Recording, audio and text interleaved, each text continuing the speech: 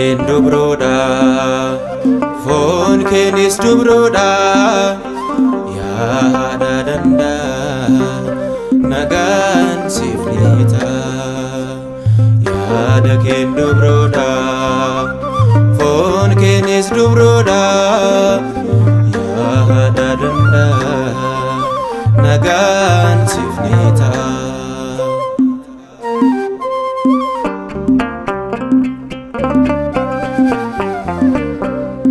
Isaayyaas dursee dubbatee raajuudhaan isa hubatee milfooftii durbee durbummaan hafuura qulqulluudhaan hidheessee Beetelehemitti magaalaa Daawititti arginee dhalachuu Gooftaa raawwatee raajiin raajotaa yaada keen dubroodha foon keenis dubroodha yaada danda'a nagaan siif ni ta'a.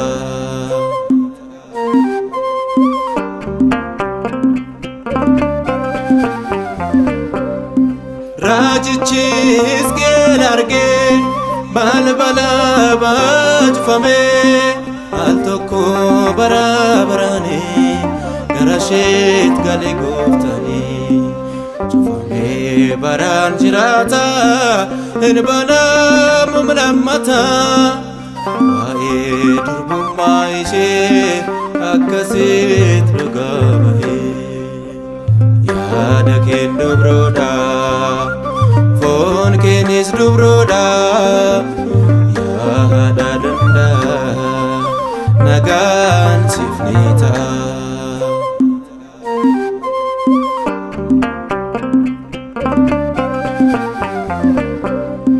Laalistuu odoon gubateen siinarratti argee Museenii Maariyaam durbee siinaa teessoof qultuun Gooftaadha dandeessee abidda sanaa sin gubnee Yaasoliyaana kan bulee garaa keessaa Waaqadha innoo fayyisa yaada keen dubroodha foon keenis dubroodha yaada danda'a nagaan siif ni ta'a.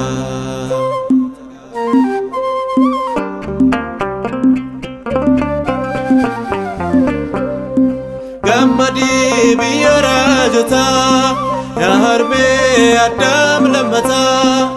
ilmi kee gorsa dhugaatii fayyisaa fooniif lubbuutii Si'oolii duwwaa hambisee gannataatti hunda ceesisee kanaaf mee dhaloonni martuu maqaa kee ulfina laatu yaada keen dubroodha